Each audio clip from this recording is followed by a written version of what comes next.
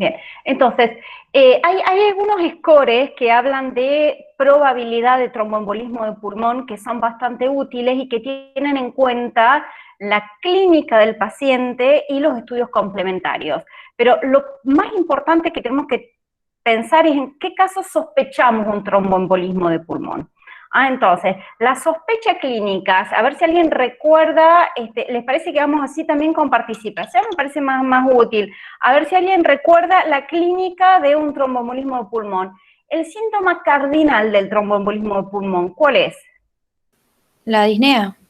Muy bien, ¿y qué característica tiene que tener esa disnea? Súbita, repentina. Disnea súbita, absolutamente. Entonces, una disnea súbita es una sospecha de tromboembolismo de pulmón, pero no en cualquier paciente. A ver, siempre va a ser una sospecha, pero si además el paciente es un paciente que tiene alto riesgo de tromboembolismo, la sospecha va a ser mucho mayor. Entonces, ¿cuáles son los factores de riesgo de tromboembolismo de pulmón que nos tienen que hacer pensar que esa disnea súbita en ese paciente lo más probable es que sea un tromboembolismo de pulmón? ¿Qué tipo de paciente? Antecedentes de trombosis venosa, los Bueno, si miembros. tiene un antecedente previo de trombosis, evidentemente va a ser un factor de riesgo claro. ¿Qué otro? Un paciente Éstasis.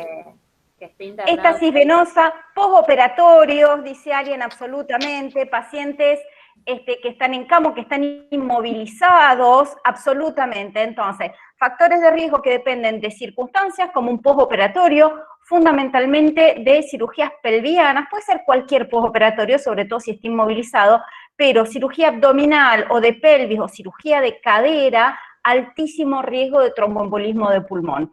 Habitualmente están haciendo pelvis y rodilla también, absolutamente, sí. Más todavía pelvis, pero también rodilla.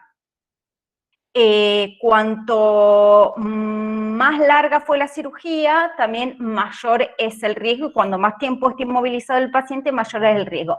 Lo que les decía es que habitualmente los pacientes que hacen este tipo de cirugías, como justamente se conoce el riesgo, hacen tromboprofilaxis, o sea, un tratamiento para profilaxis del tromboembolismo de pulmón, pero como cualquier tratamiento nunca tiene una efectividad del 100% y por lo tanto igual lo tenemos que sospechar aunque esté haciendo tromboprofilaxis generalmente se hace con heparinas profilácticas. Ahora los nuevos anticoagulantes también en algunos casos se pueden llegar a utilizar. Y además, la edad, cuanto más edad, más riesgo. Si el paciente tiene alguna enfermedad sistémica que les parezca que puede predisponer al tromboembolismo de pulmón, más allá de que haya tenido previamente una trombosis, ¿o no? Neoplasia. Absolutamente, pacientes con neoplasias previas o con enfermedades autoinmunes sistémicas previas, fundamentalmente el lupus, o si ya tienen ni hablar anticuerpos antifosfolipídicos previamente diagnosticados. Entonces, ante un paciente de riesgo, ya sea por, si tiene un síndrome de Leiden, por ejemplo, o alguna trombofilia previa diagnosticada, por supuesto, también cualquier tipo de trastorno relacionado con la coagulación que sea una trombofilia. Mencioné los anticuerpos antifosfolipídicos, mencionamos recién el factor 5 de Leiden, también puede ser alteración del gen de la protrombina, alteración de la proteína S activada, de la proteína C, etcétera. Cualquier alteración ya previamente conocida que genera una trombofilia va a ser un grupo de riesgo. También enfermedades oncológicas, enfermedades autoinmunes, inmovilización y postoperatorios, fundamentalmente cirugías traumatológicas, pelvis, cadera y abdomen. En esos pacientes, disnea súbita nos tiene que hacer pensar en tromboembolismo de pulmón. ¿Qué otra manifestación clínica importante, además de la disnea? Dolor Dolor y torácico. taquicardia. A ver, acá, perdón, alguien pregunta EPOC. EPOC no es un gran factor de riesgo y muchas veces más bien al revés, es confusor, porque muchas veces los pacientes EPOC tienen otras causas de disnea, que si bien no suele dar disnea súbita, es frecuente que el paciente EPOC o tenga un broncoespasmo asociado o tenga una infección asociada que puede empeorar la disnea. Entonces, el EPOC no es de por sí un gran grupo de riesgo para tromboembolismo, pero sí funciona más bien como confusora, al revés. Entonces, otra clínica es la taquicardia súbita. Entonces, disnea súbita con taquicardia, lo tenemos que pensar. Y por supuesto, síndrome post-COVID, pone alguien acá, sí, hoy lo tenemos que pensar. El COVID es un inmenso factor de riesgo para la trombosis a cualquier edad, lamentablemente, e incluso independientemente de la severidad de la enfermedad, no solamente en casos severos, y puede dar trombosis tanto arteriales como venosas. En cuanto a los factores predisponentes, está muy bien la aclaración. Hoy uno de los principales problemas, la vacuna también es factor de riesgo infinitamente menor que la enfermedad por COVID de por sí, por eso la relación riesgo-beneficio está a favor de la vacunación, pero por el mecanismo inmunológico que genera, lamentablemente en algunos casos sí hemos visto causas de trombosis, incluso trombosis atípicas, post-vacunación. Entonces, como clínica, disnea súbita, taquicardia, taquipnea. A nivel de laboratorio común, lo primero que vamos a hacer son unos gases en sangre. ¿Qué vamos a tener en los gases en sangre en un tromboembolismo de pulmón? Hipoxemia. Hipoxemia con hipocapnia. Absolutamente, hipoxemia con hipocapnia. La hipoxemia es característico y la hipocapnia también por la hiperventilación, y por la alteración de la relación ventilación-perfusión. Muy bien, a nivel del electrocardiograma, ¿qué vamos a tener? Taquicardia sinusal. Bien, es lo más común, taquicardia sinusal, y también vamos a tener manifestaciones indirectas de sobrecarga, ¿derecha o izquierda? Derecha. Derecha. Derecha, absolutamente, manifestaciones de sobrecarga de cavidades derechas. Entonces, todo eso, me preguntaba, me parece Mariana, todo eso va a hacernos poner dentro de una sospecha de tromboembolismo pulmonar. La clínica, los factores predisponentes del paciente y los primeros estudios complementarios, digamos, básicos, que son fundamentalmente el estado de ácido base y el electrocardiograma. La radiografía de tórax muchas veces no es útil para diagnóstico. A veces, ¿qué tipo de imágenes podemos tener? Sí. Elevación del hemidiafragma era una, la dilatación de la arteria pulmonar también. Bueno, la dilatación de la arteria pulmonar es excepcional verla realmente, tiene que ser algo muy severo, pero sí, vemos ya dilatación de cavidades derechas, en agudo es muy raro verlo realmente. Lo más frecuente es que atelectasia también puede ser. atelectasia, alguna atelectasia triangular. Tengan en cuenta las líneas de Kerley, a veces, tengan en cuenta que en la mayoría de los casos la radiografía de tórax es normal. Sirve sobre todo para descartar otras causas, que el paciente no tenga una flor de neumonía, por ejemplo, y que eso genera disnea, ¿y por qué es súbita? Bueno, a veces es algo subjetivo y no podemos saber por qué. Sirve para descartar causas alternativas, pero es cierto que a veces podemos ver la elevación del diafragma, alguna línea, alguna telectasia, y esos signos indirectos de algún infarto pulmonar. Bien, y entonces ahí nos vamos a los métodos confirmatorios. Ahí preguntan lo del dímero D. Sí, ahí estamos donde introducimos el dímero D. Si la sospecha clínica es alta, o sea, de lo que dijimos tiene todo, pongamos, tiene un factor predisponente, tiene la clínica y tiene los estudios complementarios de primera línea compatibles con tromboembolismo de pulmón. Ni le pido el dímero D. ¿Por qué? Porque el dímero D nunca me confirma un tromboembolismo de pulmón. Y en este caso, como la sospecha clínica es tan alta, si el dímero D es normal, yo sigo sospechando un tromboembolismo de pulmón, porque no lo puedo descartar. Es rarísimo tener un tromboembolismo de pulmón con dímero D normal, pero no me sirve para descartarlo, porque mi sospecha clínica es muy alta. Por lo tanto, voy a seguir igual con los estudios confirmatorios, que ahora vamos a ver cuál es. Y si el dímero D es elevado en este paciente con alta sospecha clínica, y tampoco me cambia nada, porque igual voy a ir a los estudios complementarios, porque con el dímero D no me alcanza para confirmar el diagnóstico. ¿Se entiende? Un estudio me va a servir cuando su resultado me pueda modificar la conducta.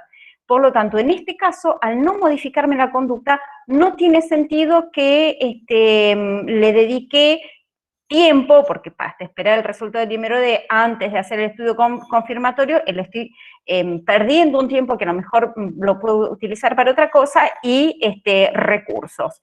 Por lo tanto, en alta sospecha no lo voy a hacer. Cuando la sospecha es muy baja, tampoco. El dímero D sirve sobre todo para casos de sospecha intermedia, o sea, cuando tiene algo de clínica, pero no es la clínica del todo típica, los estudios complementarios, algunos dan a favor, otros en contra, y tiene algún factor predisponente, pero no muy importante. Entonces, en sospecha clínica intermedia, ahí va a ser de utilidad el dímero D para decidir si en un paciente con sospecha clínica intermedia el dímero D es normal, ahí sí que me sirve para descartar, porque ya tenía poca sospecha clínica, un dímero D normal me ayuda para decir, no le hago un centellograma ni una angiotac, que es lo que hoy usamos para diagnóstico definitivo. En cambio, si es positivo, sí, o sea, si está claramente elevado, sí me va a apoyar el diagnóstico y me va a obligar a hacer un estudio complementario. ¿Se entendió el concepto? A veces es algo que,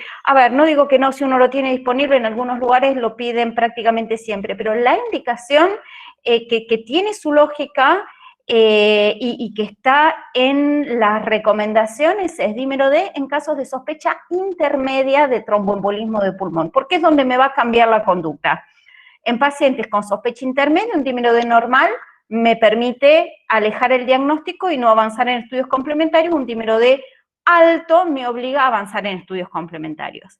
Después, ¿qué estudio complementario uso? Ahí sí depende de la disponibilidad de cada centro, lo que tengamos más disponible. Lo que más se usa hoy es la angiotomografía. ¿Por qué? Porque la verdad que la angiotomografía, que decimos con protocolo para TEP. ¿Por qué con protocolo para TEP? Porque tenemos que ir siguiendo, después de la administración de contraste, ir siguiendo en qué momento está en fase venosa y en qué momento está en fase arterial, para que los imagenólogos nos puedan hacer los cortes exactamente cuando el contraste pasa por la fase venosa y pasa por la fase arterial y poder darnos una respuesta certera. Entonces, si yo sospecho un tromboembolismo de pulmón y tengo alta sospecha por los parámetros que mencionamos antes, voy a ir directamente a pedir una angiotomografía con protocolo para TEP. ¿Estamos? Y si tengo disponible un centellograma ventilación-perfusión, voy a usar un centellograma ventilación-perfusión. Las dos, hoy sinceramente, perdón, estoy leyendo una pregunta. Sinceramente, lo que más se usa es la angiotomografía porque es muy, la verdad que se ve muy bien, el diagnóstico es con bastante certeza y está disponible en la mayoría de los lugares. Para lo único donde la angiotomografía no es tan útil es para diagnosticar pequeños tromboembolismos, porque ve muy bien los de las cavidades más grandes, los de los vasos más grandes, arterias pulmonares, las ramas principales, pero para las ramas más periféricas ya no es tan bueno el método y para eso es mejor el centellograma ventilación-perfusión. Siempre relación ventilación-perfusión. Un centellograma positivo para TEP va a ser un centellograma que esté bien ventilado, pero no perfundido, porque justamente me habla de que la irrigación pulmonar tiene ahí un trombo y eso hizo que se frene. A ver, y otra cosa que es muy importante también hacer es solicitar un ecocardiograma. ¿Por qué? Porque el ecocardiograma nos puede permitir ver criterios de urgencia que incluso puede llegar a requerir una intervención de tipo invasiva urgente para tratar de destruir el trombo cuando tiene manifestaciones muy agudas de sobrecarga, no sobrecarga de cavidades derechas, porque sí eso lo vamos a tener siempre, pero de posible taponamiento derecho, y ahí vamos a necesitar una intervención. Por eso, sobre todo si tiene manifestaciones clínicas de severidad, un paciente muy hipoxémico, muy taquicárdico, el ecocardiograma es una urgencia. Entonces, acá me preguntan, tengo una duda con respecto a los gases. En un primer momento tenemos hipoxemia con hipocapnia, sí, absolutamente. Y con el pasar de las horas el paciente va a tener hipercapnia. No, el paciente, a ver, la hipocapnia puede mejorar cuando mejore la taquipnea, pero no hay hipercapnia en el tromboembolismo de pulmón, salvo que el paciente previamente sea un paciente POC y entonces tenga la hipercapnia por su EPOC, pero no es por el tromboembolismo de pulmón. El ET para diagnóstico de tromboembolismo de pulmón no tiene utilidad. Lo vamos a usar al ET cuando queremos evaluar si hay un trombo. Por ejemplo, una de las utilidades, además de para ver endocarditis, que lo usamos mucho cuando no lo podemos ver con el ecocardiograma transtorácico, y vamos a necesitar lo que llamamos un ecocardiograma transesofágico. ¿Saben lo que es el ET, el ecocardiograma transesofágico? Bueno, se pone el aparato para hacer el ecocardiograma a través, como si fuera una endoscopía, pero que tiene el dispositivo para hacer el ecocardiograma a través del esófago. Entonces estamos mucho más cerca del corazón y nos da imágenes con mejor calidad. Para lo que más sirve el ET es para evaluar, por ejemplo, en un paciente, para saber si hay un trombo previo en la aurícula. Por ejemplo, un paciente que tiene una fibrilación auricular y antes de desfibrilarlo, quiero asegurarme de que no tenga un trombo previo en la aurícula, un trombo previo en la aurícula, porque eso me puede llegar cuando lo desfibrilo a generar que me mande algún émbolo al sistema nervioso central. Entonces, esa es la utilidad del ET, no para diagnóstico en sí de tromboembolismo de pulmón. ¿Contesté la pregunta? ¿Quedó alguna duda? Sí, gracias, profe. Yo quería saber también el tema de la prevención secundaria, ¿no? En este caso, ¿se hace con heparina de bajo peso molecular?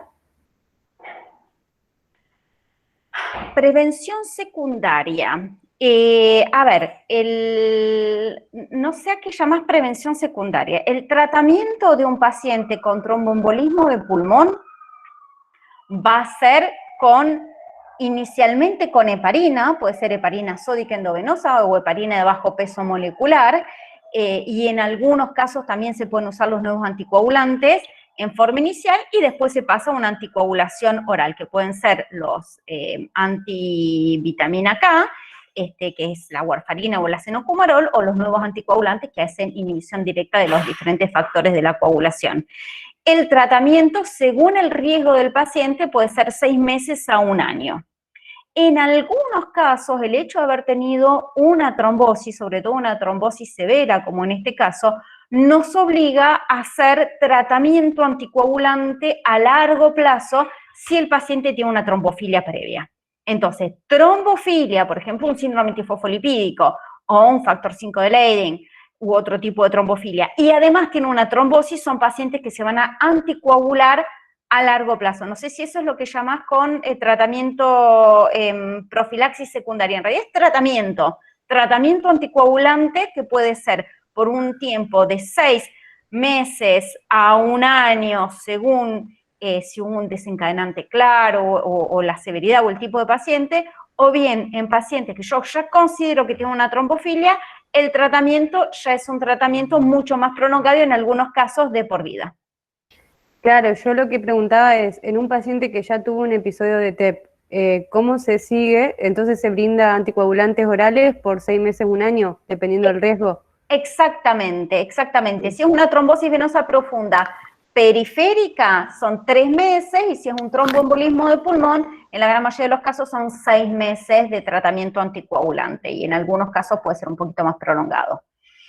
En cambio, si el paciente al mismo tiempo del tromboembolismo le diagnosticamos que tiene una trombofilia, ahí sí el tratamiento puede llegar a ser de por vida, como en un síndrome antifosfolipídico, por ejemplo. Listo, gracias, profe. Profe, yo tenía una consulta. No me quedó muy bien claro en qué pacientes haríamos profilaxis. Profilaxis, la profilaxis se hace según el riesgo al que esté sometido el paciente. Por ejemplo, en pacientes que tienen, por ejemplo, en cirugía de cadera siempre se hace, porque ya el riesgo de por sí es lo suficientemente importante como para que siempre necesite profilaxis. En otros casos, por ejemplo, en pacientes que están en terapia intensiva severamente enfermos, el estado inflamatorio mismo ya de por sí es protrombótico, en terapia intensiva realmente están absolutamente inmovilizados, entonces la inmovilización también es un factor de riesgo y le vamos a hacer tratamiento profiláctico. En otros pacientes, por ejemplo, si está internado por una neumonía y está en sala general y es un paciente que se levanta al baño, aunque sea por más de que esté en reposo la mayor parte del día, no tiene una indicación absoluta de profilaxis. Contesté la pregunta. Después, hay algunas otras situaciones, por ejemplo, el síndrome antifosfolipídico, perdón que hablo de, pero bueno, hablando de trombosis es el caso más característico.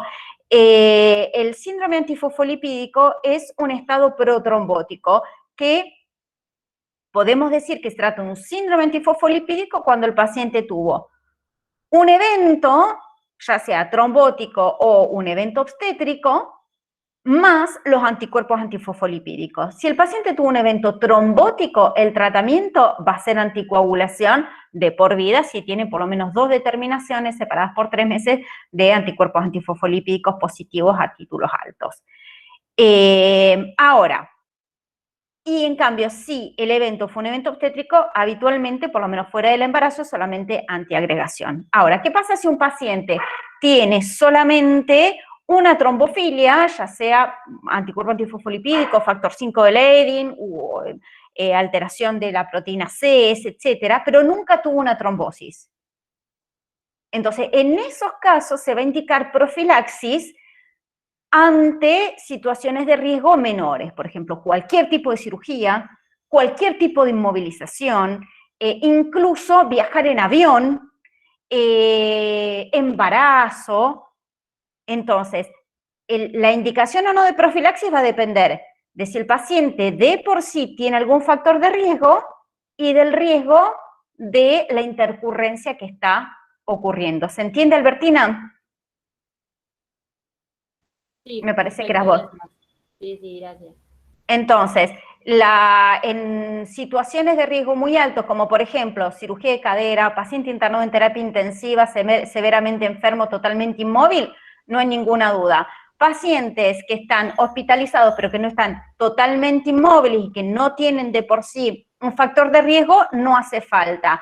Ahora, si ese paciente está hospitalizado, no está totalmente inmóvil, pero tiene otro riesgo, ya sea porque tiene una trombofilia previa, sin un evento, porque si tuvo un evento ya de por sí tiene que estar anticoagulado, pero tiene la trombofilia detectada por laboratorio, o tiene una patología oncológica previa, o una enfermedad autoinmune previa, y además está con poca movilidad, ahí serían los casos donde hay que ver puntualmente, caso por caso, cuál es el riesgo-beneficio de la anticoagulación. Entonces acá me preguntan, ¿cuándo empieza la profilaxis? Perdón, no, hay varias preguntas. Lo de inicio con heparina y después para la vía oral, ¿en qué tiempos?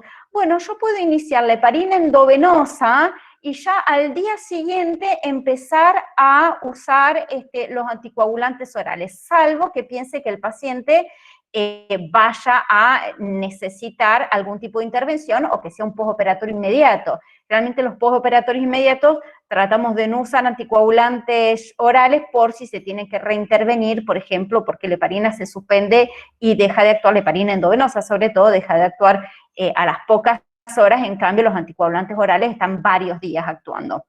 Entonces, en los operatorios esperamos, según el tipo de cirugía, que la cirugía ya esté estable, que el cirujano le parezca que no va a hacer falta ni una reintervención y que las heridas estén bien consolidadas para empezar con el tratamiento oral, y si no estamos en un periquirúrgico, al día siguiente ya podemos empezar con el tratamiento oral. Y superponemos la heparina con el acenocumarol, que es lo que más usamos en nuestro medio. ¿Por qué lo superponemos? Porque recuerden que actúan en diferentes momentos y que el acenocumarol tarda en actuar. Entonces, hasta que no estemos seguros que el acenocumarol actuó, tenemos que superponer el tratamiento con heparina. ¿Cómo controlamos el tratamiento con acenocumarol? Si ya está actuando bien, ¿se acuerdan? Midiendo el Con rin. el RIN. El rin. Con el RIN, perfecto. ¿Y qué es el RIN? Es como la razón Una. internacional a la cual se llegó, digamos, por convención, o sea que surge de comparar el tiempo de protrombina, digamos, ideal con el del paciente, elevado a esta razón internacional debido a que los laboratorios tenían distintos como criterios, digamos, o Sí, resultados. diferentes valores normales. Normalmente Claro. cada laboratorio tiene que tener un pool de controles y saca sus propios valores normales, y esa, muy bien acá, RIN es Ración Internacional Normatizada, ese cociente es entre el TP del paciente, el tiempo de protonina del paciente y del testigo, ¿no es cierto? Entonces, cuanto más alto es el del paciente con respecto al del testigo, más anticoagulado está. Entonces, normalmente esperamos que tenga un RIN, habitualmente el RIN objetivo es un RIN de 2,5. ¿Cuánto tiempo tarda en llegar a ese RIN de 2,5? Depende. Depende de las características de cada paciente, y por eso el tratamiento con acenocumarol y con warfarina necesitan controles de laboratorio frecuentes. ¿En cuánto tiempo? Entonces yo voy a superponer, generalmente empiezo al día siguiente. ¿Por qué digo esto? Porque los anticoagulantes que son antivitamina K, al inicio de la acción pueden llegar a tener una acción inicial algo protrombótica. Entonces quiero asegurarme de que esté bien con la heparina antes de empezar con el anticoagulante oral. Además de lo que les dije antes, que no vaya a necesitar tener ningún tipo de intervención invasiva. Y una vez que empecé, superpongo ¿hasta cuándo? Hasta que el paciente llegue a un RIN de 2, 2,5 y recién ahí lo puedo abandonar. ¿En qué tiempos me parece que? ¿Qué dosis de profilaxis? Lo que más usamos es heparina, si usamos heparina sódica, son 5.000 unidades cada 8 a 12 horas, según el riesgo y el peso del paciente. Y si no, heparina de bajo peso molecular, la enoxaparina, en dosis de 40 unidades día a 60 según el peso también del paciente, en una sola dosis diaria, la heparina de bajo peso. En paciente de edad avanzada con cateterismo y colocación de stent, ¿se debe hacer profilaxis con heparina? Si el paciente tiene un stent, el tratamiento que se hace para evitar que se tape el stent, como es arterial, no es anticoagulación, sino antiagregación. O sea, se usa un tratamiento habitualmente doble antiagregación durante los primeros meses con con aspirina en dosis antiagregantes, o sea, 100 miligramos día más clopidogrel, es lo que más se usa. O algún otro fármaco de la familia del clopidogrel. No heparina, porque es para profilaxis de trombosis venosa. Ahora, si además el paciente está en una situación de riesgo de trombosis venosa, como por ejemplo que esté inmovilizado, bueno, sí, además, o que tenga un accidente cerebrovascular, por ejemplo, y tenga una hemiplegia, bueno, ahí sí además le voy a dar heparina para evitar la trombosis venosa, pero por el stent es doble antiagregación. Los anticoagulantes nuevos se usan y la verdad a nivel hospitalario no, porque son mucho más caros. La ventaja que tienen es que necesitan menos controles de laboratorio, pero no tienen una gran ventaja en cuanto a la efectividad. Por lo tanto, a nivel hospitalario no se usan. En el medio privado sí se usan bastante, la verdad que es mucho más cómodo porque el paciente no tiene que estar haciéndose análisis de sangre que inicialmente son semanales y después mensuales y después recién cuando el paciente está realmente estable cada 3 meses, pero siempre tiene que estar haciéndose controles de laboratorio. Por lo tanto, los nuevos anticoagulantes en ese sentido son mucho más cómodos, pero son muchísimo más caros. Es cierto también que al no requerir estos controles de laboratorio, el porcentaje de tiempo en el cual el paciente está bien anticoagulado es mayor que cuando un paciente está con anticoagulantes que requieren esos controles y que durante todo el tiempo en el cual no está bien en rango está en riesgo de tener una trombosis. En ese sentido, algunos estudios demostraron la mejoría de los nuevos anticoagulantes por eso. La desventaja es que son mucho más caros y que además no tienen antídoto, digamos. Los anticoagulantes antivitamina K para un sangrado agudo grave se revierte con plasma fresco, si el sangrado es activo grave, y si el sangrado es menor se puede administrar vitamina K y se revierte la acción. En cambio, los nuevos anticoagulantes están muy poco disponibles, porque hace directamente un antagonismo, por lo tanto, por más de que yo le ponga plasma, va a seguir haciendo antagonismo contra esos factores de la anticoagulación que están en el plasma que le doy al paciente. Por lo tanto, tienen ese problema ante casos de sangrado de la dificultad. Existen en muchos casos antídotos, pero es muy difícil, digamos, disponerlos, son muy caros.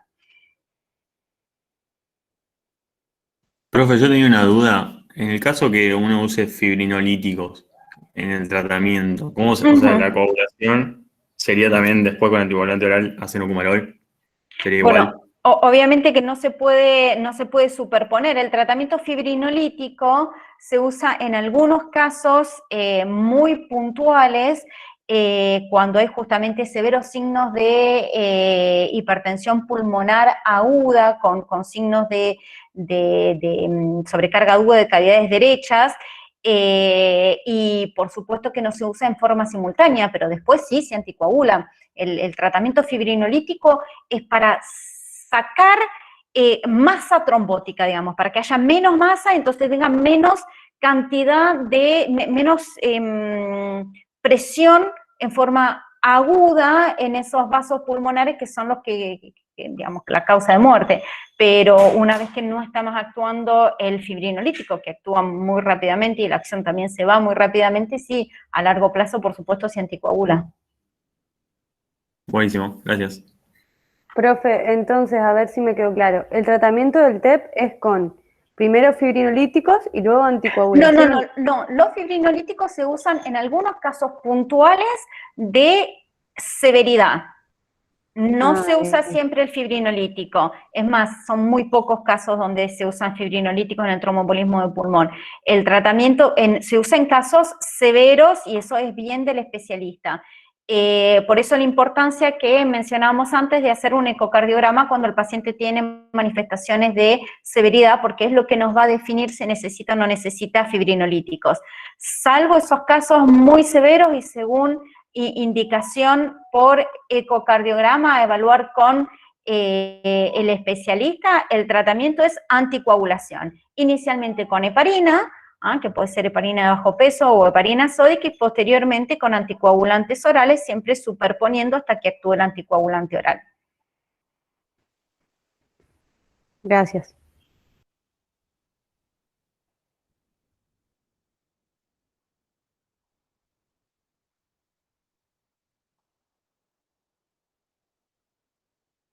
Profe, yo tenía una duda particular en cuanto a lo que es la polimialgia reumática. Ajá.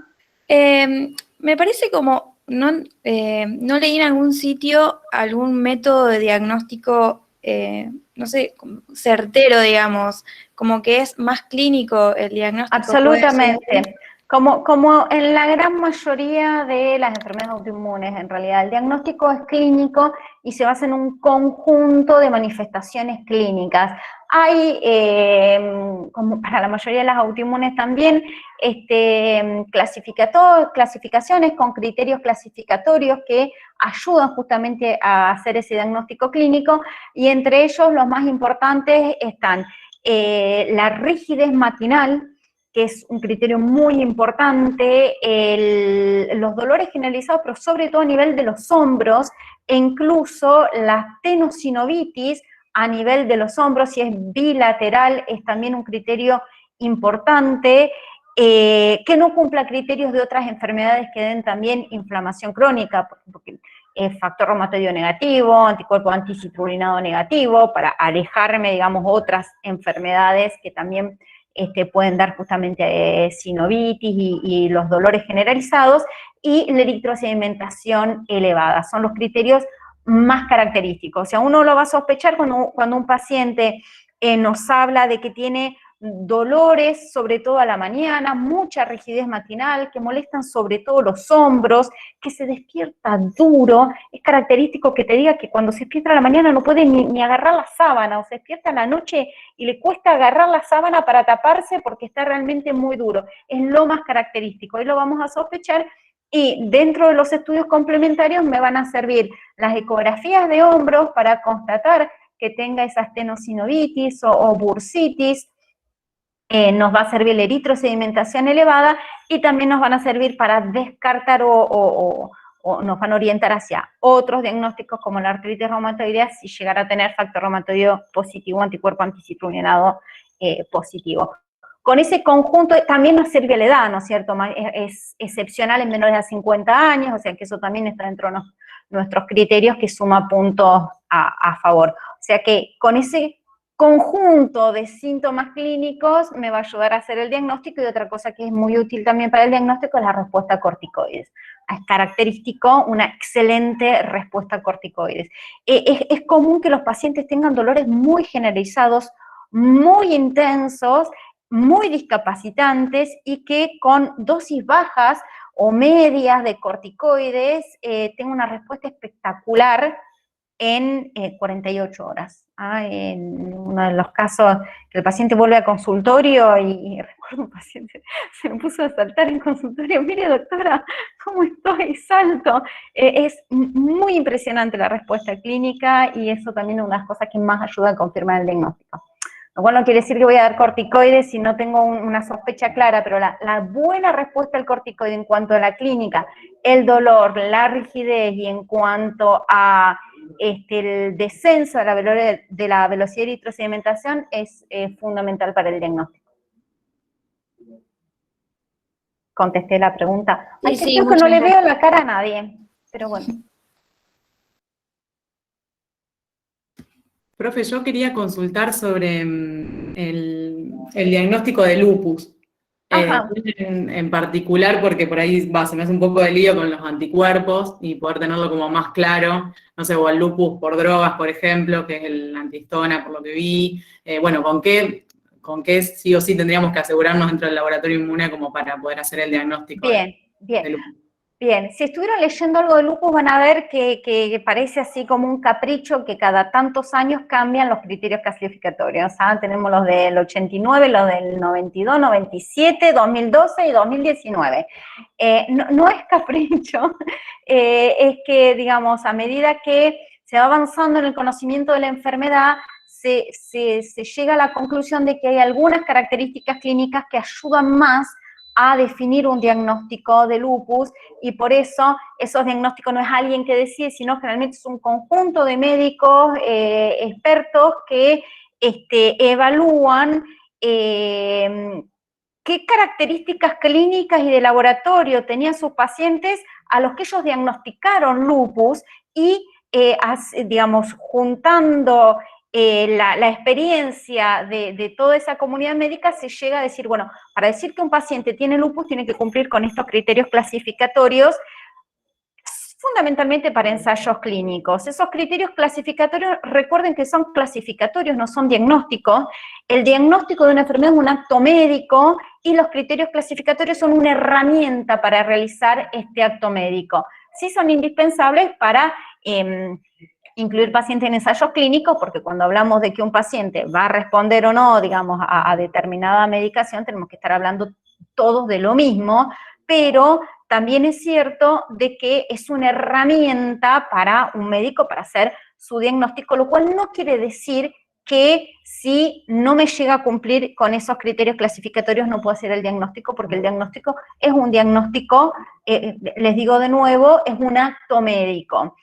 Entonces, ¿qué es lo más importante? Bueno, a la conclusión a la que se llegó según el último consenso y clasificación es que para decir que un paciente tiene lupus eritematoso sistémico, sí o sí tiene que tener anticuerpos antinucleares positivos. Antes era uno de los criterios, hoy se considera, es tan sensible los anticuerpos antinucleares. Cuando decimos anticuerpos antinucleares, la abreviatura es ANA, o factor antinuclear con abreviatura FAN, es exactamente lo mismo, es sinónimo. En Argentina decimos mucho más FAN, en la literatura internacional van a encontrar mucho más ANA, pero bueno, es exactamente lo mismo. Entonces, hoy se considera que es un criterio que sí o sí tenemos que tener para ya empezar a sospechar que un paciente puede llegar a tener lupus eritematoso sistémico. Por supuesto que con eso solo no alcanza, a ver, es un criterio necesario, pero por supuesto que no es suficiente. Ningún laboratorio solo me hace diagnóstico de ninguna enfermedad autoinmune. En todo caso, me podrá hablar de una predisposición a una enfermedad autoinmune, pero nunca un laboratorio inmunológico de por sí, sin tener en cuenta la clínica, hace diagnóstico de enfermedad autoinmune. Espérenme, medio...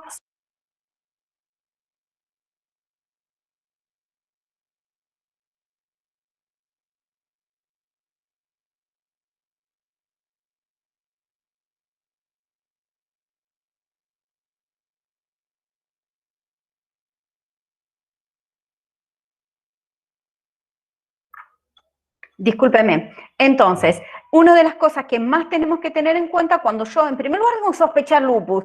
Si sospecho lupus, ahí recién voy a pedir el laboratorio inmunológico. Y en un paciente con sospecha clínica de lupus, recién ahí el factor antinuclear o ANA va a tener valor. ¿Se entiende esto? Bien. Entonces,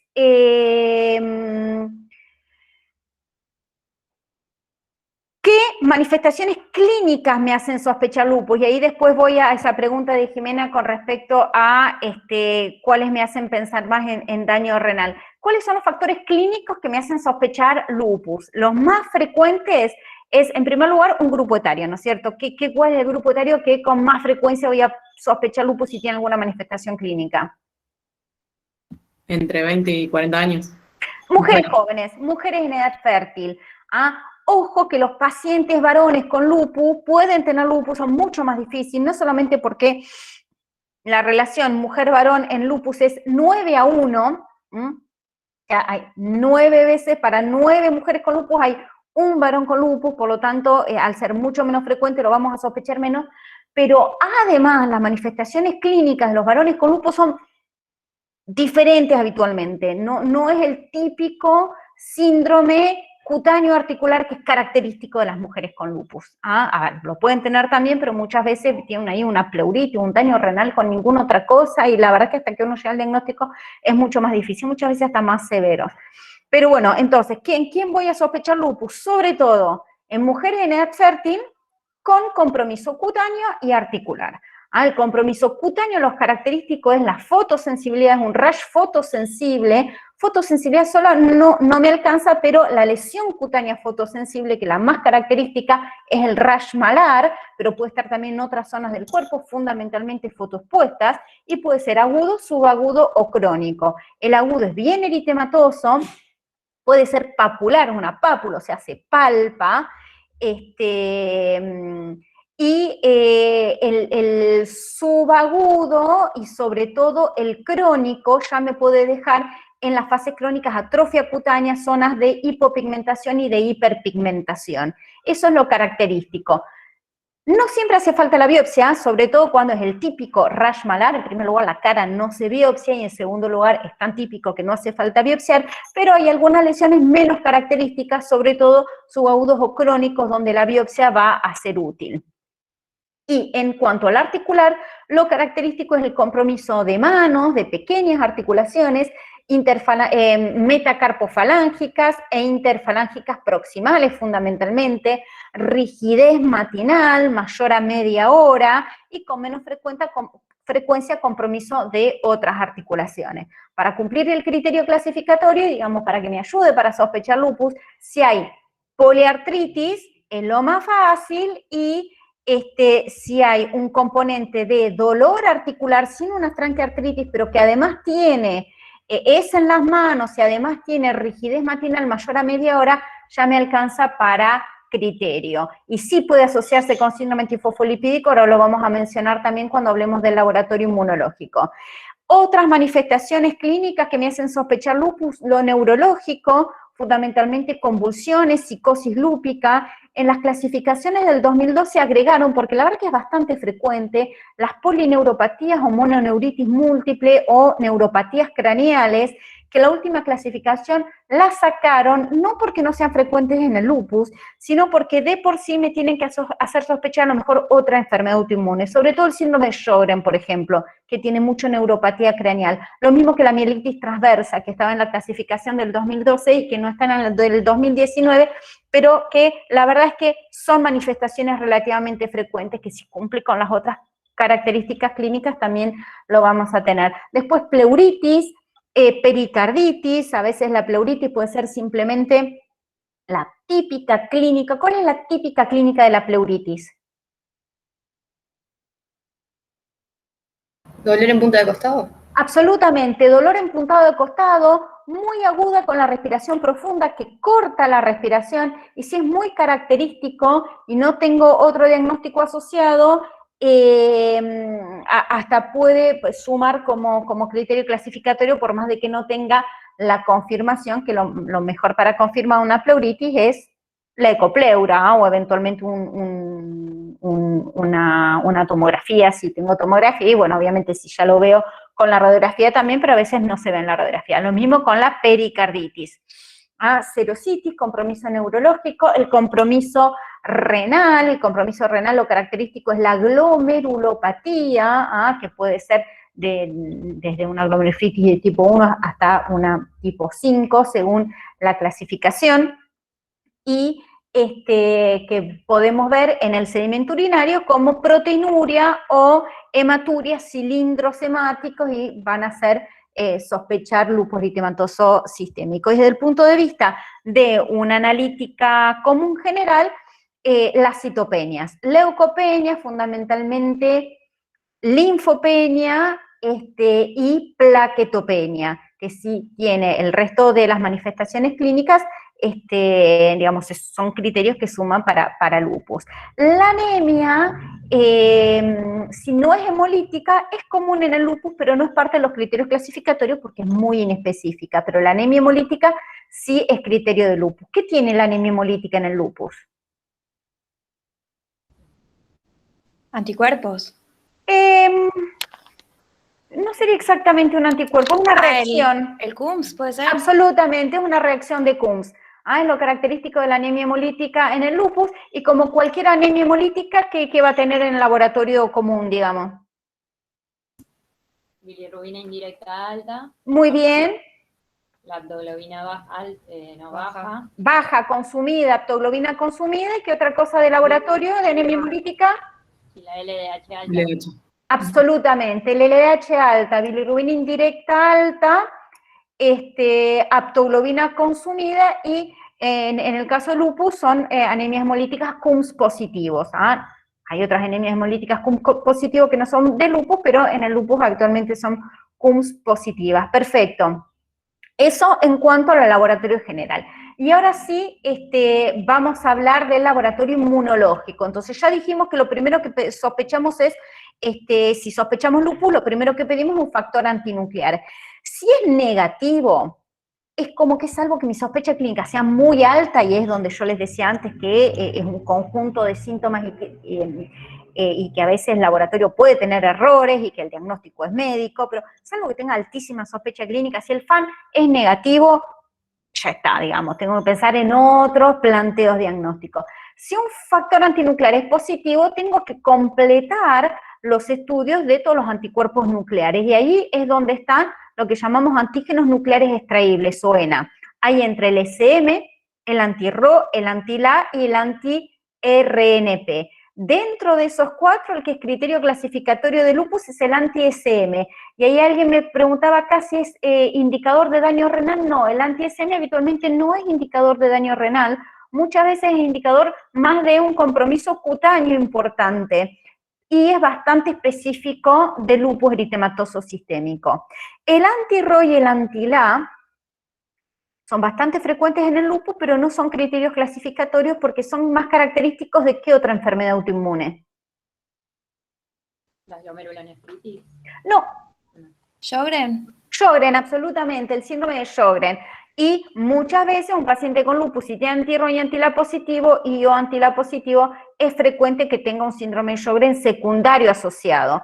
Pero el anti-RO y el anti-LA también son característicos del síndrome de Sjögren primario. Y el anti-RNP es característico de la enfermedad mixta de tejido conectivo, que tiene algunas manifestaciones de lupus, algunas manifestaciones de Sjögren y otras de esclerosis sistémica y incluso de polimialgia reumática.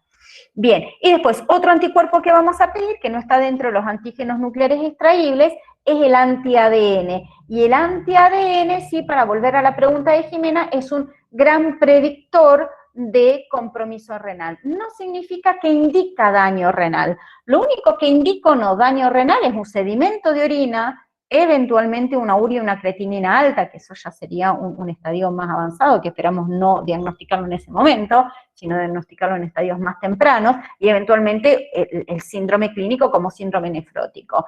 Y con esa clínica de sedimento alterado, fundamentalmente proteinuria, hematuria, cilindros, me lleva a hacer una biopsia renal y ahí confirmo qué tipo de nefritis lúpica tengo, o si tengo algún diagnóstico alternativo, que habitualmente en un lupus cuando tiene proteinuria o hematuria y cilindros hemáticos es nefritis lúpica casi siempre.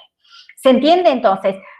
Los anticuerpos no indican daño renal, en todo caso indican predisposición al daño renal, ya sea presente o futuro. Un paciente que tiene anti-ADN positivo y en este momento tiene un sedimento urinario totalmente normal, una urea, creatinina y ionograma totalmente normal, le hago una orina de 24 horas, tiene un clínico de creatinina normal, igual lo tengo que seguir de cerca porque su predisposición a hacer daño renal en algún momento de la enfermedad es alta. ¿Se entiende? Pero no es que me indica daño renal.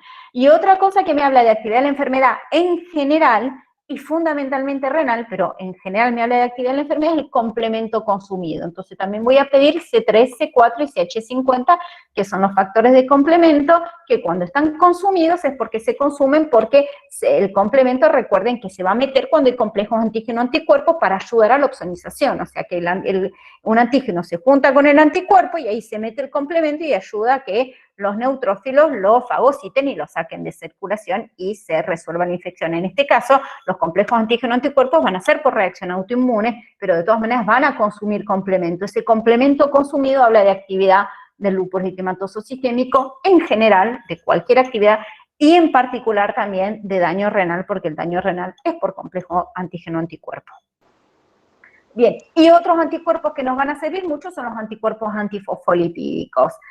Entonces ahí está donde vamos a solicitar siempre que sospechamos lupus, porque incluso también nos ayuda a confirmar diagnóstico en caso de que sean positivos, va más a favor del diagnóstico. Son las anticardiolipinas, IgG y IgM, las anti-beta-2 glicoproteína 1, IgG y IgM. En ambos casos los voy a considerar, digamos que tienen significancia clínica con títulos moderados a altos, y el anticoagulante lúpico. Entonces, los anticuerpos antifosfolipídicos sin eventos clínicos de trombosis ni de eventos obstétricos son anticuerpos antifosfolipídicos en una paciente lúpica o lúpico.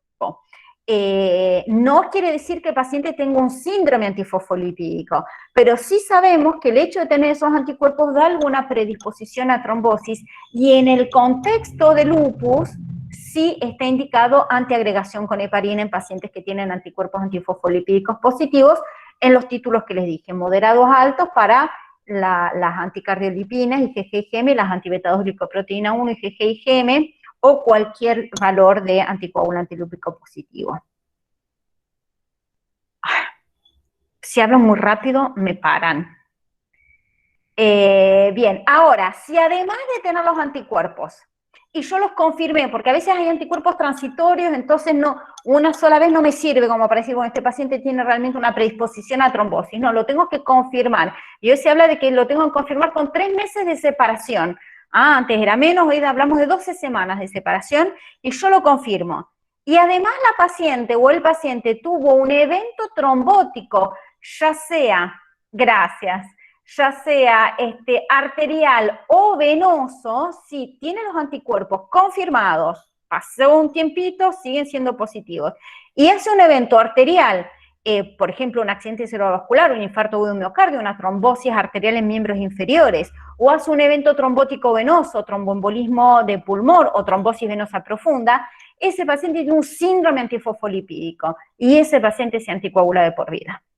No solamente por este evento, sino que se anticoagula de por vida. Entonces hablamos de síndrome antifosfolipídico cuando tenemos la parte de los anticuerpos y además la parte de la clínica. En este caso le hablé de la clínica de trombosis arterial o venosa.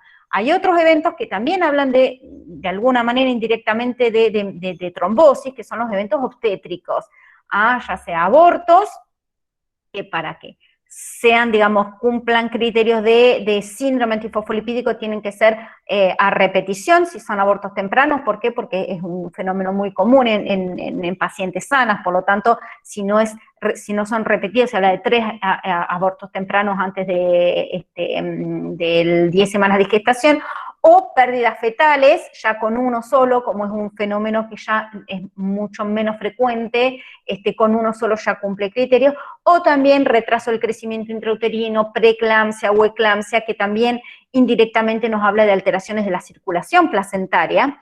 En ese caso hablamos de un síndrome antifosfolipídico obstétrico. Me habla de una predisposición a trombosis, pero no lo suficientemente fuerte como para que esté justificada la anticoagulación de por vida fuera de el embarazo, ¿no es cierto?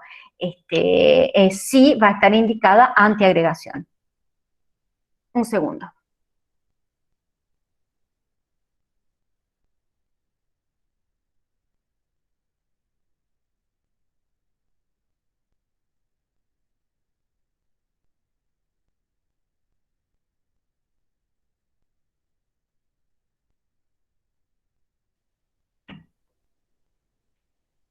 Ok. Bueno, eso es entonces, y el síndrome antifosfolipídico muy frecuentemente está asociado al lupus, pero también puedo tener síndrome antifosfolipídico que llamamos primario, o sea que no esté asociado a lupus e incluso que no esté asociado a otra enfermedad autoinmune. También para cumplir los criterios tengo que cumplir con lo mismo, o sea, los anticuerpos confirmados y el evento trombótico o el evento obstétrico. ¿Se fueron? No, se escucha. Ok. Mariana, una pregunta. Sí. ¿Yo podría tener los ENA negativos en el lupus? Sí, de hecho es relativamente frecuente. El más sensible, o sea, el que prácticamente nunca es negativo, es el factor antinuclear, pero puedo tener un lupus con ENA negativo. Listo, gracias.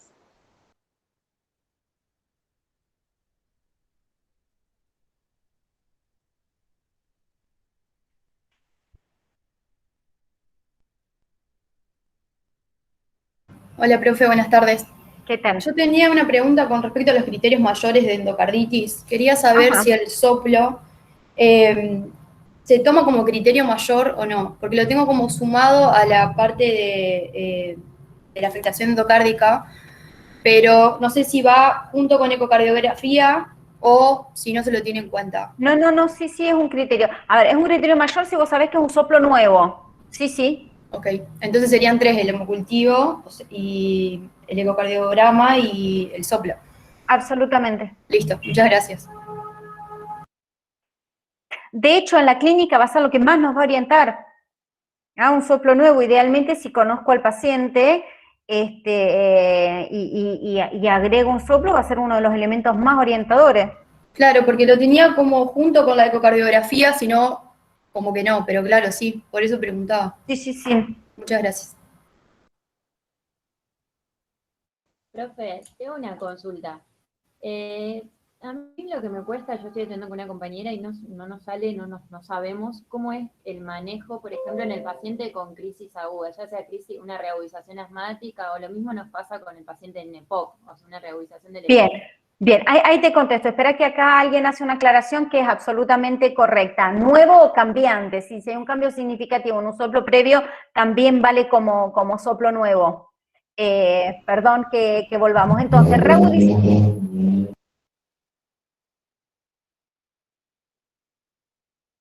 Lucia, ¿querías decir algo? No, quería agradecer. Sí, lo tenía. Gracias. Está. Muy bien, entonces, Albertina, me preguntabas en cuanto a una reagudización de, a ver, es relativamente diferente una reagudización en un asmático que una reagudización en un EPOC. Esa era tu pregunta, confírmame. Sí, o sea, es el manejo de los pacientes que llegan en crisis, ¿viste? Respiratoria, no sé, no nos sale el manejo del paciente en la guardia. Perfecto, entonces, en primer lugar, recuerden, hoy, así como tuvimos que agregar cosas que muy bien todos ustedes, que lo han incluso mencionado ustedes, en cuanto a COVID, para pensar en predisposición a trombosis y en sospecha de trombosis, también lo tenemos que pensar, por supuesto, en insuficiencia respiratoria. Entonces, en primer lugar, un paciente que viene por disnea, y más si es disnea o fiebre, pero incluso con disnea y tos, por ejemplo, lo primero que tengo que hacer es hisoparlo para COVID y hasta no tener, digamos, un hisopado positivo, lo voy a tratar si me parece que tiene criterios de tratamiento como una crisis asmática, pero con todas las medidas de aislamiento como si fuera, digamos, tratándolo como caso sospechoso. Entonces eso por un lado. Porque puede haber una clínica similar y la verdad que también es cierto que se ve bastante cómo exacerba también los síntomas en pacientes asmáticos previos, el mismo COVID. Bien, entonces, en primer lugar, ¿cómo llego al diagnóstico de que un paciente tiene una crisis? Es bastante diferente en el asmático que en el EPOC, entonces los vamos a agarrar por separado. En el asmático, el aumento de la disnea va a ser lo más importante y las sibilancias va a ser lo más importante.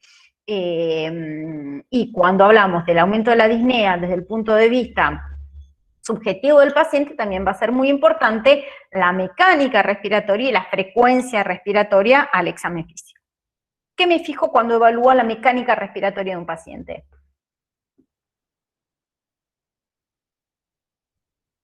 Que ventile espontáneamente. Bueno, sí, si no ventila espontáneamente, ya lo tengo en respirador. Vamos a tratar de verlo antes. Si tiene tiraje. Muy bien, entonces una de las cosas que me fijo es la frecuencia respiratoria y muy bien el tiraje y los músculos accesorios, absolutamente. El tiraje lo me voy a fijar en los esternocleidomastoides, fundamentalmente también el intercostal, perdón, le estaba hablando del reclutamiento, el reclutamiento esternocleidomastoideo y los músculos intercostales y el tiraje supraesternal y supraclavicular.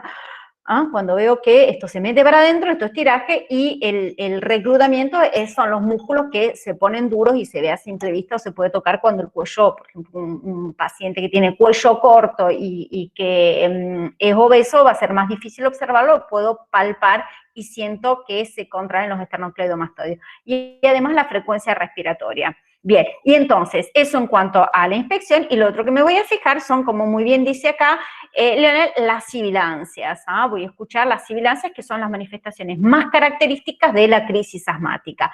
Un paciente muy severo, donde yo le escucho un silencio ocultatorio, o sea, no escucho ni sibilancias, me habla de una altísima severidad, pero es un paciente que va a estar con un gran desasosiego, con muchísima dificultad respiratoria, músculos accesorios, etcétera, así que no van a tener duda.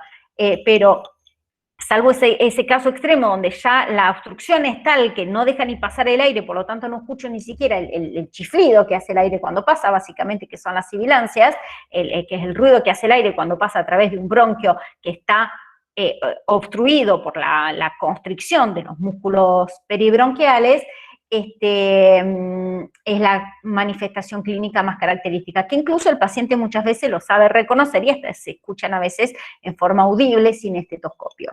Bien, y otra cosa que me va a servir mucho es un estado ácido-base, donde ahí también voy a tener generalmente hipoxemia, sí, es suficientemente severo, pero que no tenga hipoxemia no quiere decir que no esté en una crisis asmática, pero me habla de severidad y generalmente el dióxido de carbono, ¿cómo está en la crisis asmática? No EPOC, crisis asmática.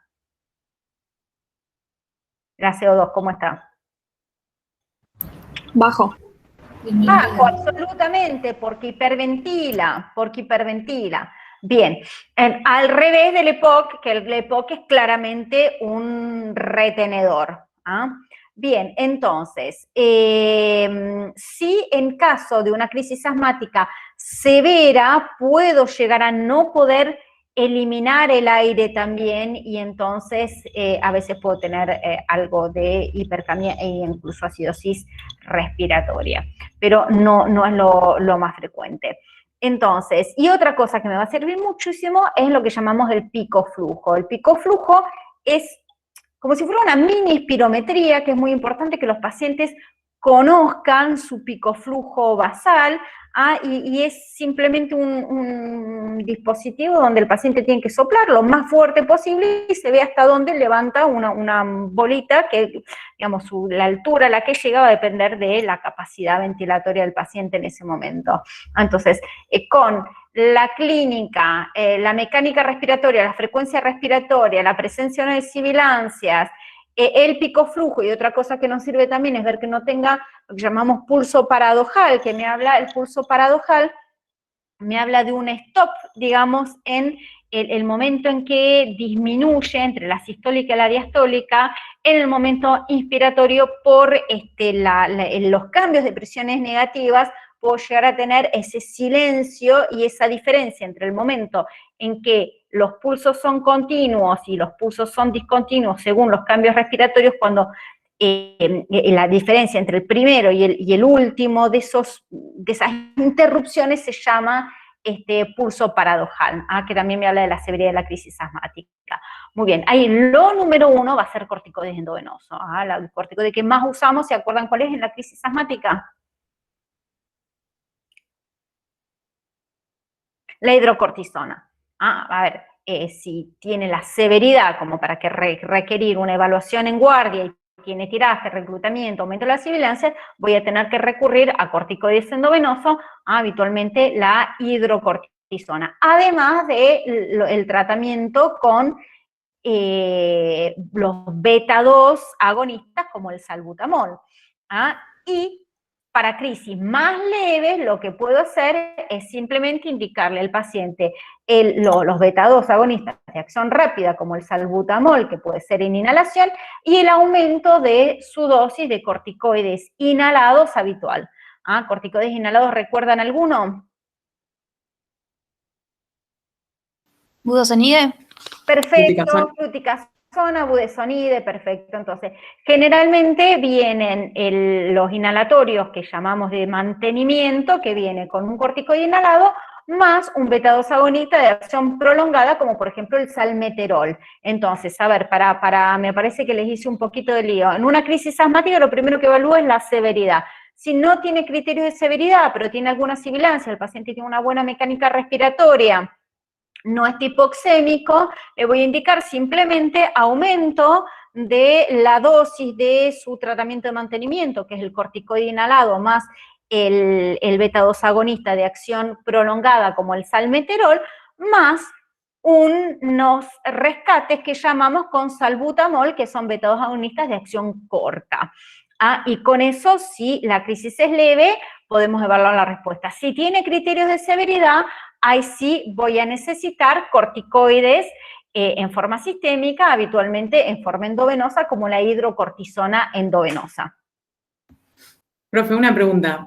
Con respecto a la crisis, en el caso de que estemos usando hidrocortisona por la severidad y todo, ¿puede ser que por la latencia que tiene de 30 minutos aproximadamente, puede ser que se use adrenalina antes, en el caso de que haya severidad? No. A ver, la adrenalina la vamos a usar la verdad que en crisis asmática prácticamente no se usa. La adrenalina la podemos llegar a necesitar en un edema de glotis, por ejemplo, donde necesito instantáneamente abrir la vía aérea, donde no tengo ni 5 minutos para esperar que actúe la hidrocortisona endovenosa. Ahí sí voy a necesitar adrenalina. La adrenalina en una crisis asmática es realmente que es absolutamente excepcional la necesidad de necesitarla y generalmente, más que adrenalina, lo que va a necesitar en todo caso este paciente es intubación. Entonces, la adrenalina la dejamos más para, sí puede ser muy útil en edema de glotis, donde no tengo ni un minuto para esperar. En una crisis asmática, pensar que no voy a tener tiempo de que actúe la hidrocortisona es pensar que el paciente ya necesita intubación. Por lo tanto, no es algo que se suele usar en la crisis asmática. Buenísimo, gracias. Bien, entonces, la meningitis supraglótica eventualmente también, sí, habitualmente también la adrenalina, sí, porque, digamos, me tapa la vía aérea, no tengo forma necesito sí o sí actuar en forma inmediata, que habitualmente son por causas de tipo alérgicas, digamos. Bien, entonces, crisis asmática número 1, beta 2 de acción rápida, como el salbutamol, y aumentar el tratamiento de mantenimiento con mi beta 2 de acción lenta y el corticoide inhalatorio. Más severo, ya tengo que hacer corticoides endovenosos, más el resto que también se sigue haciendo. Antes se usaba teofilina, hoy la verdad que ya se usa cada vez menos. Y bueno, eventualmente sí necesite evaluar criterios de asistencia mecánica respiratoria. En el caso del EPOC vamos a tener como gran diferencia, en primer lugar, que los EPOC muchas veces no llegan a tener un gran aumento de la frecuencia respiratoria porque justamente están tan obstruidos.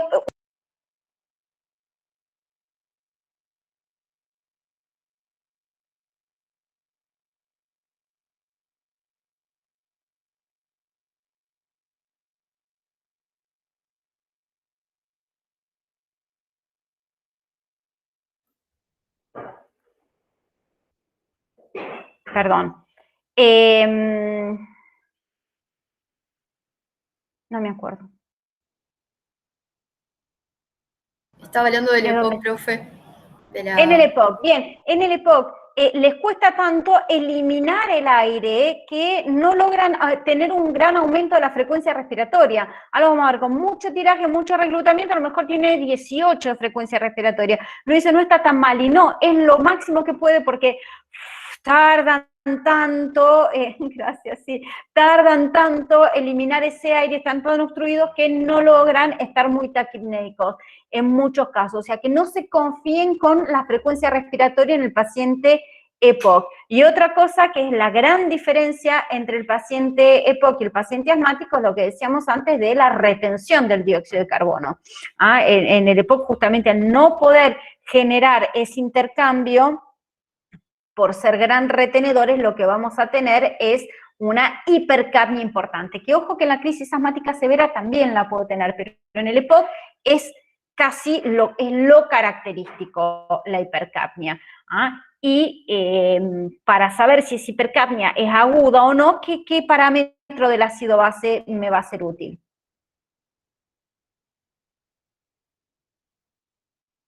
Para saber si esa hipercapnia me está hablando de la insuficiencia ahora aguda, o si es un paciente que es EPOC y que mantiene un 50 de CO2 en forma habitual. ¿Qué me sirve? Si pudo compensar ¿La acidosis, o no. profe? Absolutamente, el pH, si pudo compensar o no. Los pacientes con EPOC, que son retenedores crónicos, mantienen un pH normal, ¿por qué? Porque tienen tiempo de hacer la retención de dióxido de carbono para compensar esa hipercapnia. En cambio, si el fenómeno es más agudo, no tienen tiempo de hacer esa compensación y se produce la acidosis respiratoria.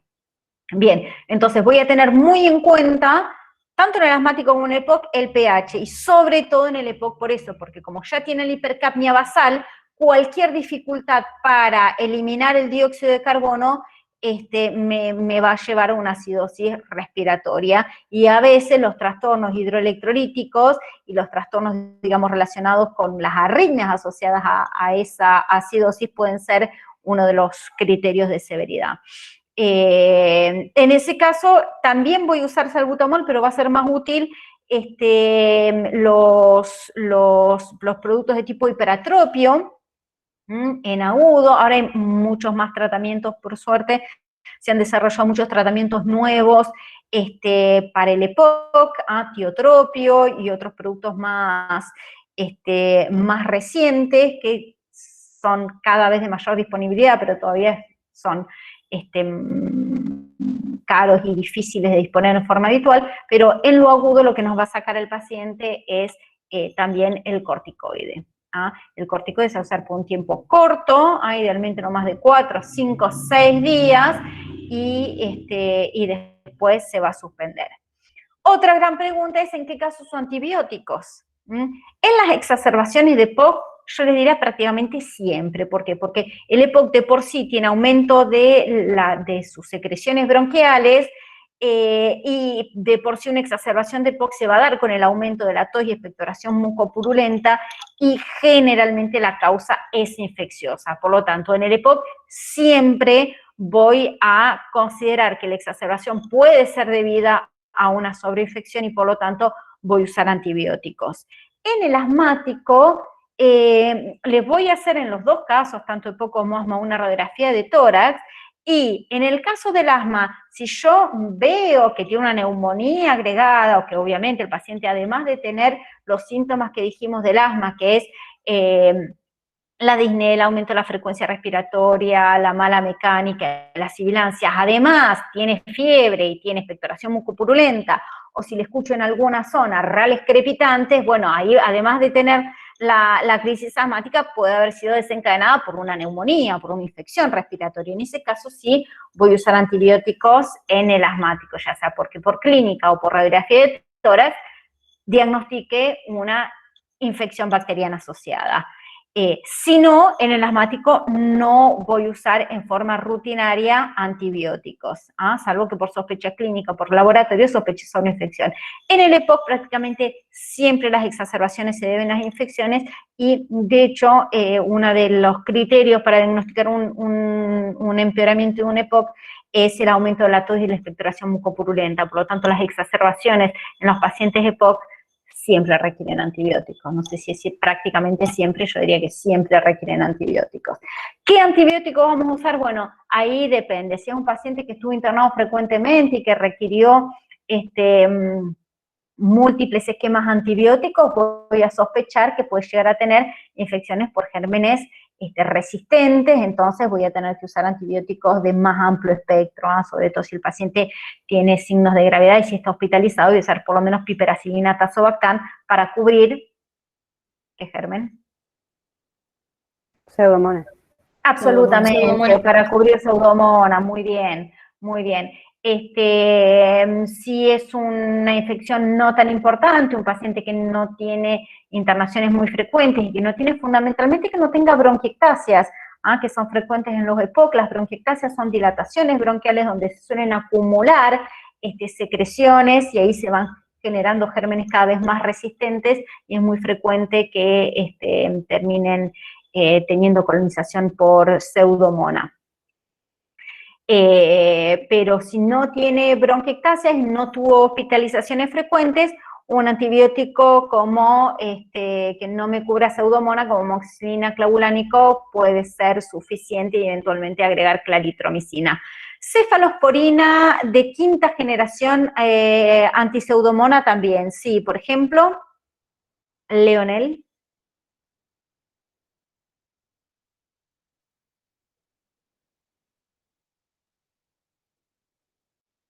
¿No tenemos? Bueno, sí, puedo usar cefepime, por ejemplo, meropenem también, que no es una cefalosporina, pero también cubren pseudomonas. Pero generalmente, digamos, por ahí son antibióticos que voy a reservar para casos donde yo sospeche que con ampicilina sulbactam no me va a alcanzar. Claro, quinta generación, la verdad que son menos frecuentes, pero de cuarta generación también tenemos antiseudomonas y pueden alcanzar. No voy a usar el antibiótico más de reserva para cubrir algo que pueda estar cubierto con una ampicilina con una piperacillina tazobactam, que ya tiene una buena cobertura antiseudomona.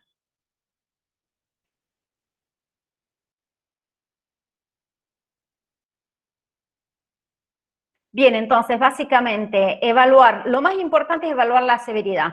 Si es un paciente que voy a poder tratar ambulatorio, si es un paciente que va a necesitar internación en sala, si es un paciente que va a necesitar internación en terapia intensiva, o si ya va a requerir terapia intensiva y además ventilación mecánica invasiva. ¿En qué me baso para evaluar la severidad? En la disnea del paciente, la mecánica respiratoria, el pulso paradojal y el estado ácido-base, fundamentalmente la oxemia, la PCO2 y el pH. Y, por supuesto, si tiene signos de sepsis. A ver, alguien pregunta acá, ¿también usamos hidrocortisona en EPOC? Sí, lo vamos a usar endovenoso hidrocortisona, y si no está para internar, sino para tratamiento ambulatorio, puedo usar tanto en asma como en EPOC corticoides como la prednisona, por ejemplo, bioral. Entonces, para decidir entonces esto, que es lo más importante, que si lo puedo manejar ambulatorio con medicación oral, ya sea en el asmático, aumento de la medicación inhalatoria, o agregar corticoides sistémicos bioral, si necesito internación pero en sala general, con un corticoide endovenoso, y evaluar si necesito unos antibióticos, o si necesito terapia intensiva o respirador, voy a evaluar la mecánica respiratoria, el grado de disnea, las sibilancias, en el asmático el picoflujo. En el EPOC el picoflujo no me sirve porque nunca levanta el EPOC, digamos, tiene obstrucciones crónicas, entonces no me va a servir como parámetro de exacerbación. El estado ácido-base, si tiene acidosis respiratoria, si además tiene acidosis metabólica, o sea, si tiene una acidosis mixta, me habla también de posibilidad de sepsis. ¿Y qué otros signos de sepsis tengo en cuenta? Hablamos también del pulso paradojal, que me habla de la severidad, porque me habla de una gran necesidad de generar presiones negativas intratorácicas para tratar de hacer entrar el aire en unos bronquios obstruidos. ¿Qué otra manifestación de sepsis puede tener? En cuanto a la presión arterial, ¿cómo puede estar un paciente séptico? Hipotenso. Sí, por favor. Hipotensión, manifestación clínica de sepsis, hipotensión arterial, absolutamente. Y de shock séptico, si es hipotensión arterial, no revierte con fluidoterapia, o sea, con solución fisiológica, con líquidos, y requiere inotrópicos. Muy bien, otra manifestación de sepsis, el estado de conciencia. La caída de volumen minuto, sí, pero ¿cómo me doy cuenta que cae el volumen minuto? Clínicamente, la caída del volumen minuto se va a expresar como justamente hipotensión arterial, taquicardia y obnublación, alteración del estado de conciencia, aumento de la frecuencia cardíaca. Sí, perfecto. Muy bien, desde el punto de vista de laboratorio, agrega lo que decíamos recién, acidosis metabólica, además de la acidosis respiratoria que tiene por la retención del dióxido de carbono, y otras manifestaciones como falla multiorgánica, insuficiencia renal, que agregue hipoglucemias. Son todas manifestaciones clínicas que me hacen pensar que aparte este paciente puede estar séptico, o sea que sí o sí requerir internación eventualmente en terapia intensiva. Y uno de los principales criterios también que me van a ayudar, además de la mecánica respiratoria, todos los signos vitales que mencionamos, es la oxemia, por supuesto. No solamente por oxígeno de pulso, en este caso es muy importante el ácido base para ver dióxido de carbono y para ver el pH.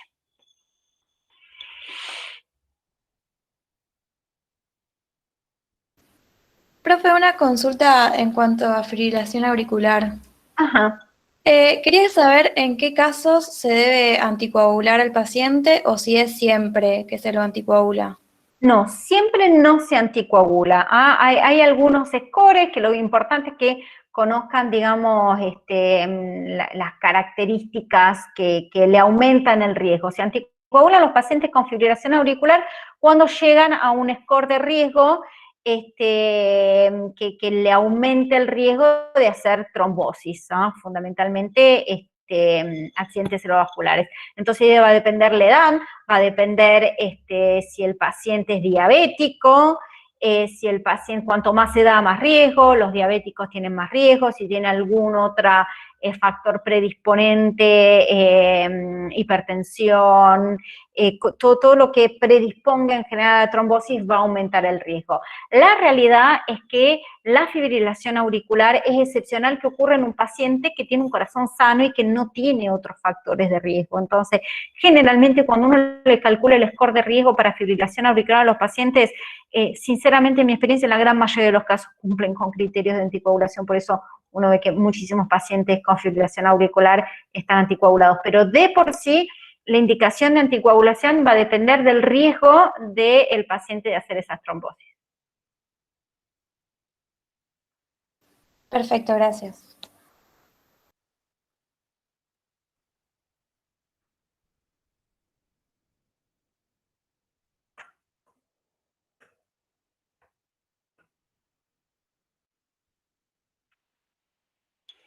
Bien. Profe, una duda que me quedó de POC. Yo tenía también que se daba oxígeno en bajo flujo. Por supuesto, la oxigenoterapia, sí. Si el paciente es hipoxémico, tanto en el EPOC como en el asmático, vamos a tener que hacer oxigenoterapia, por supuesto. Y la diferencia, está muy bien que lo aclares, Augusto, es que en el asmático generalmente no tengo por qué preocuparme tanto por el flujo de oxígeno, puedo usar flujo alto. En cambio, en el EPOC el flujo tiene que ser bajo, ¿por qué? No es por la adaptación a los niveles altos de dióxido de carbono. Absolutamente, absolutamente. A ver, la hipoxemia de alguna manera, o sea, la falta de oxígeno de alguna manera es el principal estímulo para la ventilación. Entonces, los pacientes que son EPOC, si uno les aumenta a ver, hay que regular la cantidad de oxígeno que necesiten para que no es hipoxémico, ¿no? Porque la hipoxemia de por sí genera daño cerebral, pero tampoco que nos bloquee el estímulo respiratorio, porque si disminuyo el estímulo respiratorio, dándole flujos altos de oxígeno, empeora la retención de dióxido de carbono y puedo llegar a hacer una acidosis respiratoria, incluso llegar al coma por acidosis respiratoria, por estar usando flujos altos de oxígeno. Muy bien el comentario que hace, es muy importante, deja un reflejo en el paciente POC, bajo flujo para evitar justamente que empeore la hipercapnia y que pueda llegar a ser una acidosis respiratoria con sí, absolutamente iatrogénica de alguna manera. La acidosis respiratoria por la disminución del estímulo al centro respiratorio para ventilar.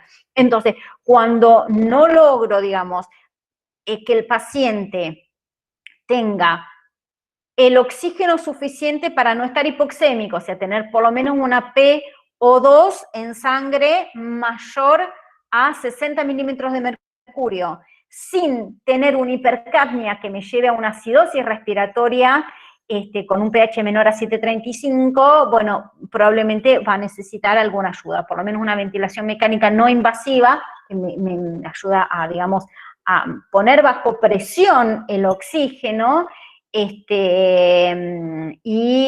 o eventualmente intubar y que requiera una ventilación mecánica invasiva. Entonces, muy importante el comentario que haces. 2 litros para EPOC. Ahí preguntan si 3 litros, habitualmente 2 litros. Y después ahí sí lo tenemos que ir viendo. Según, con algún control, por lo menos un estado ácido-base para evaluar que no esté, que con ese valor de oxígeno logre tener una oxemia suficiente sin empeorar el pH. Y ahí me fijo más en el pH que en la PCO2, ¿por qué? Porque los EPOC muchas veces son retenedores crónicos y están, como dijimos antes, adaptados a esa hipercapnia, pero mientras mantengan un pH normal, voy a aceptar la hipercapnia independientemente del valor. En cambio, si agregan acidosis, ahí sí significa que le tengo que bajar el flujo de oxígeno, y si bajando el flujo de oxígeno no logran tener 60 milímetros de mercurio de PO2, bueno, voy a necesitar alguna ayuda como una ventilación mecánica, ya sea invasiva o no invasiva.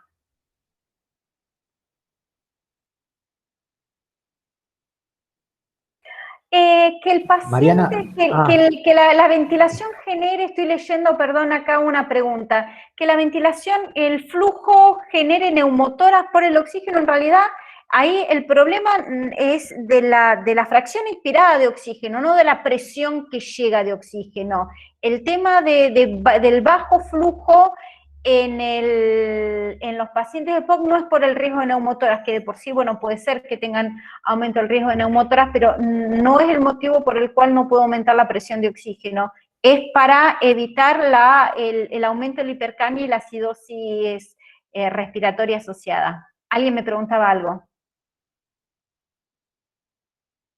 Yo, Mariana, te hablo ahora. Ahí está, sí. No, quería saber en qué momento si nosotros hacemos el alto flujo, digamos, en qué momento lo pasamos, digamos. Porque nosotros empezamos con 2 litros y el paciente a lo mejor satura 95, pero empieza a descender, digamos, y llega a los 92. En ese momento o aumentamos el flujo o directamente pasamos a reservorio y demás.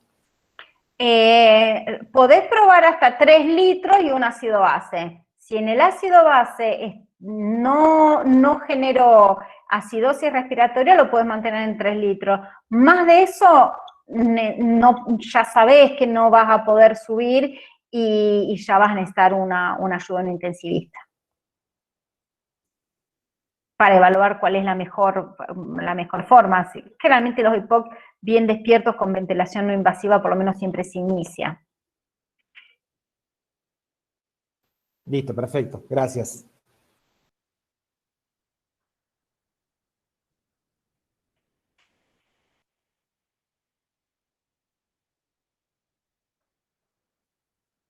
Profe, una pregunta sobre insuficiencia renal crónica.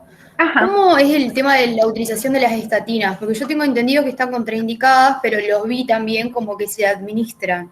No están contraindicadas las estatinas en insuficiencia renal. Es más, se usan mucho en insuficiencia renal. Incluso un paciente en diálisis, no hay contraindicación. A ver, no es que la falla renal sí o sí sea una indicación de estatina, pero contraindicada no está. Y la realidad es que muchos pacientes con falla renal, si por ejemplo, si la falla renal es según el origen, ¿no es cierto? Pero muchas veces, si la falla renal es de origen hipertensivo, si es de origen diabético, es frecuente que sean pacientes panvasculares que tengan alguna indicación de estatina, ya sea porque tienen algún otro evento vascular que lleva la indicación de estatina o por dislipemia, pero es bastante frecuente el uso de estatinas en pacientes renales crónicos. Claro, y en pacientes diabéticos tenía también que la metformina hasta 30 mililitros de filtración glomerular se puede administrar, digamos. Bueno, con la metformina hubo mucho vaivén. En una época se decía que la metformina estaba contraindicada con cualquier nivel de falla renal, y después se empezó a ver que en realidad el riesgo de la metformina en falla renal, que es la acidosis láctica, es absolutamente excepcional, y que por lo tanto es mucho más el beneficio de usarla que no usarla. Es más, salió, por ejemplo, un artículo, les cuento como para que ustedes también tengan alguna idea de cómo la medicina también va evolucionando y no es que una verdad absoluta que es incambiable. Salió, me acuerdo, en un artículo en un journal muy importante que era algo así como las contraindicaciones, las metforminas están contraindicadas. Una manera de decir que realmente está el beneficio de la metformina como primera línea, que tenemos que tener mucho peso como para no utilizar la metformina. No hay duda que con un clínico de creatinina menor a 30 está contraindicada hoy realmente ya con esa falla renal. Y ahí entre 50 y 30 uno puede ver eventualmente, al tener también otras alternativas que la metformina, podemos llegar a discutir cuál es la mejor opción, pero menos de 30 está contraindicada seguro, entre 30 y 50 hay que evaluar riesgo-beneficio, y más de 50 se puede usar con bastante seguridad. Buenísimo, gracias.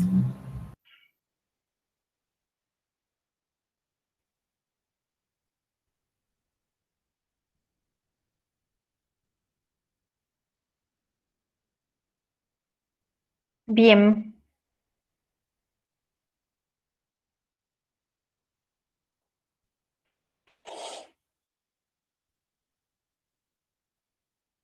Bueno, parece que me queda desearles mucha suerte. Si tienen alguna otra duda, la podemos hablar también. Dale, gracias Mariana, gracias por el tiempo y la consulta estuvo muy buena. Bueno, espero que les haya sido útil y mucha suerte. Gracias, Doc. Gracias por todo. Bueno. Gracias. Suerte, muchas gracias. Gracias. Nos vemos, hasta luego. Gracias.